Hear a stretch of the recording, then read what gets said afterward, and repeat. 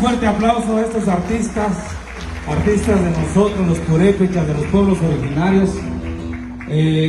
Se llama el trío Chichi Pireri Catzimán Cuspas, de la comunidad de Cheranástico. No cabe duda, los artistas somos nosotros los pueblos originarios que los tenemos.